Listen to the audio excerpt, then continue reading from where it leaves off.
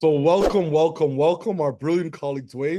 We so appreciate your leadership. And as always at Setsi, we begin all things by giving thanks to our creator, by giving thanks to the original stewards of the various lands we're on. We give thanks to all our ancestors, all those who toiled without compassion or compensation. We give thanks to all our elders and community stalwarts, whose shoulders we stand on as we build, share, and learn together for our collective liberation and sovereignty. So Dwayne, can you please introduce yourself to our listeners and viewers and share a bit about your remarkable work? Ashe. Hello, Victor. My name is Dwayne Wharton. I'm the principal of Just Strategies. So we're a mission-driven consulting firm that's based out of Philadelphia, Pennsylvania in the US. And we really work to help people make and lead the change that they want for themselves. Incredible. Congrats on your incredible work so far and on all the good things you're doing for so many. So my first question, what's inspiring you right now? What has you curious or what's keeping you up at nights? Oh my goodness. So, I started Just Strategies, I think at the end of 2019, beginning of 2020. And, this is prior to the pandemic. And, it was also happening at the time that I think there was a lot of overt action towards finally in the United States, at least, trying to deal with this issue around race and reconciliation. So at the time, and as we were assembling kind of our team of consultants around this work of supporting organizational change and advancing racial equity, we talked about like what a moment this was, and that we really needed to one, like take advantage of the attention that these issues are garnering, but also be cautious about folks being performative and also preparing for the kind of inevitable backlash that we could expect as it relates to advancing these issues of racial equity and justice. So what's keeping me up right now is kind of the era in which we are in which the progress that has been made is now being kind of withdrawn. The support that was promised has not been delivered. There are overt actions that are happening by key players that have kind of led the narrative for the nation around this work itself, and they've kind of co-opted the narrative around what the principles of DEI, diversity, equity, inclusion, stand for. And I think we have to be really careful about how we move forward, and that we don't lose our courage to continue in moving this work forward. So a lot of our work right now is really, unfortunately, back to kind of making the case around why this is important and trying to help people and institutions gain courage to actually stand and actually continue in advancing these mission driven activities and these values. Yeah, I couldn't agree more. I think that one of the great frustrations that many have is there was a Yeah, moment in time where there was no need to explain the why in some of these rooms. It was more about correct. how, like how do we do this? And a lot of times Yep, when folks talk about the DEI kind of pullback or pushback, I always say we're past DEI, we're at JADE, justice, access, inclusion, diversity, correct, decolonization, and equity, because we can't correct. stop in terms of creating a sense of social justice and economic justice for so many. So once again, I just appreciate your leadership and your candor. So it's a perfect segue to my next question. What challenges and barriers are you and your colleagues facing? And what are some of the approaches you're taking to overcome some of these challenges and barriers? It's Victor, we're talking about kind of moving towards our collective liberation.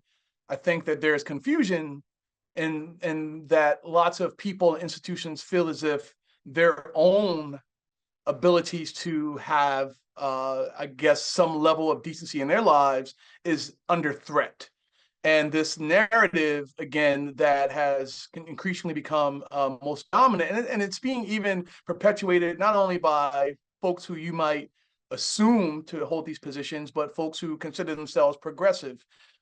So again, us trying to work with individuals and thinking within the legal context about how they may get in trouble by, governmental bodies and funding agencies and even foundations themselves, which have lots of leeway and power, also are struggling. They're struggling thinking about their internal culture, and really, I'm going to say, trying to make comfort for white people and disregarding the harm that has historically happened and continues to happen to Black, Indigenous, people of color within those institutions. And again, just asking people like to really put their money where their mouth is and to think about where their values align and stop thinking it of a zero-sum game. Like, this is not the oppression Olympics. We all know that, they're within every individual and within every group of people, there is privilege, and then there's also marginalization and oppression. Some people just have more of an accumulation of that, and that's where we want to focus our attention and our efforts to support them. And we, as a result, as a collective, are all made whole when those who are most marginalized and most impacted are made whole. Indeed, I couldn't agree more, my brother. So, once again, another perfect segue. What are some of the key priorities you and your colleagues are working on that you'd like to amplify to our community of practice? Yeah, I'll start with the philanthropic space. So we are working with a number of foundations, and foundations, by who they are kind of these kind of charitable institutions, and we're trying to help foundations move from the charitable model and to really think about addressing the social issue, the harms, the root causes of these issues, as well as continuing to support the need where it exists. We're helping them think about internally the composition of their staff and their board, and how they make decisions and how they communicate with each other. All of those are akin to these values that are adjacent and just a part of being an equitable and just institution. We're trying to help them think about how they can be intentional about their efforts. So we recognize that there's lots of data to support that there are disparities in giving, for example, to organizations that are led by people of color. And this happens for lots of reasons. And one, it's probably happening at the kind of subconscious level. And you think about like how people invest in people who are like them. So if the field itself is filled with like uber educated white women, and you kind of meet this executive director that has that profile or reminds you of someone that's very familiar and comfortable, then that connection to how valuable they are is actually made more easily. When you start introducing people with different social backgrounds, different racial and ethnic backgrounds, lived experiences, when there's challenges to approaches in the work itself, then you see that there is this disconnect. And then there are like some structural things that are in place as well. The kind of hoops that they make people jump through in order to gain access to funding. And we try to help them think about like being intentional about funding those who have been historically marginalized, and thinking about how we can put the majority of our funding towards BIPOC-led organizations and those facing marginalization. We want the power to shift to community so that foundations are actually doing work to understand who really is serving the people that they want to serve best, not the usual suspects that are kind of on their radar that have a better infrastructure to write good grants and to have a better kind of PR machine, but those who are actually doing great work at the community level. And then thinking about how the grant making process itself can be more participatory, that you trust the people that you're supposed to be serving so that they can inform how grants are made. Maybe they're in a review panel, maybe they're in advisory capacity for how you operate as a foundation and how you make grants, et cetera. How much money are you putting towards these efforts? Are you continuously just living off of the interest that your corpus is kind of producing? Or are you going to actually put money towards solving some of these issues? So we just really try to help foundations understand their histories, where there are challenges and where there are opportunities, and move towards, again, like where the opportunities might be to just be better, more equitable, more just. Similarly, within the other types of organizations we work with, nonprofits, thinking about their internal culture. You can be an amazing person, working in an organization that has a mission that resonates, that you believe in, and you can do all of your efforts to do right by those things and still do harm to the people that you are serving, as well as those who are in your organization doing the work. So helping organizations by holding up a mirror through assessments so that they can see how people are experiencing them. That's their staff, that's the people who are being served. Helping them through workshops and trainings and coaching, and eventually into some planning and action to move to a different space as well. And then also trying to figure out how we can better connect with community. You know, community members know what they want, know what they need. Oftentimes people think their issues are individualized and like what they're experiencing, not understanding that these are oftentimes societal and larger structural issues that many people are experiencing. And how do we help them understand that, find their allies in this work, organize, and then advocate for policies that better work for them and their communities? So it looks different in lots of different ways. Shay, indeed. Thank you so much for your leadership and transparency. So my second last question, what is your ultimate goal and what does success look like and feel like to you and your colleagues? That's a great question.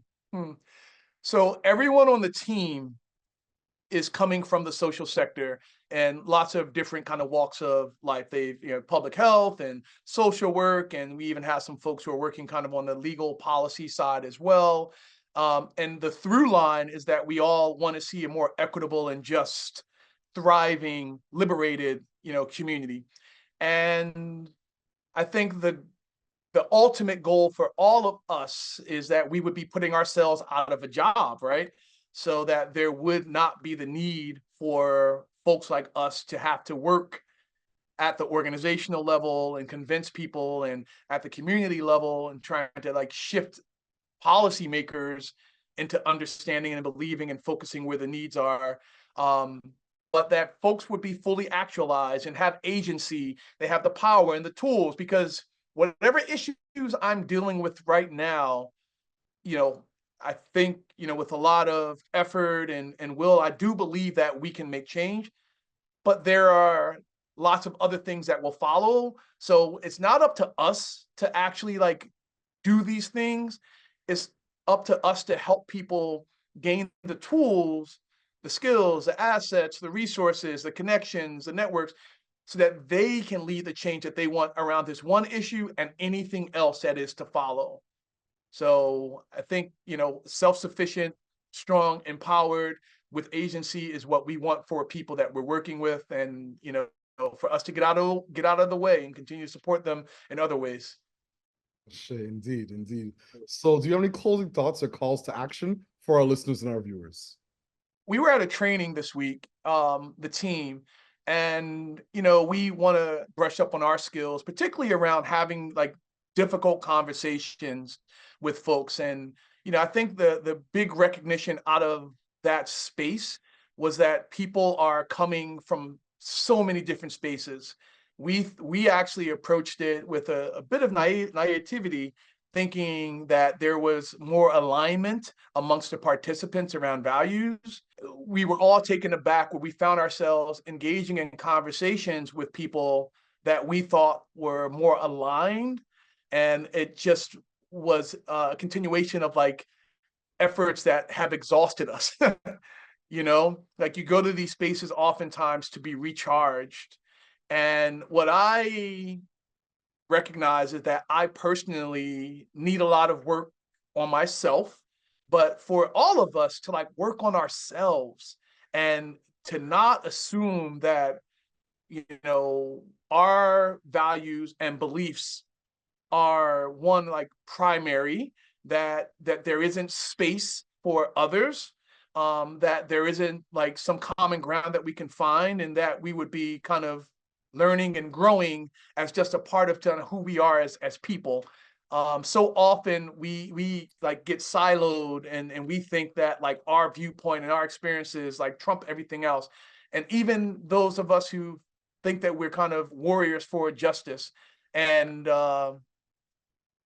I just want us to really try to think about the work that we can do, with ourselves. And the other piece to it is within that, thinking about those who are most harmed. And again, there is no oppression Olympics. Nobody gets medals, but there are certainly like folks who are experiencing undue and unbalanced harm in so many different ways.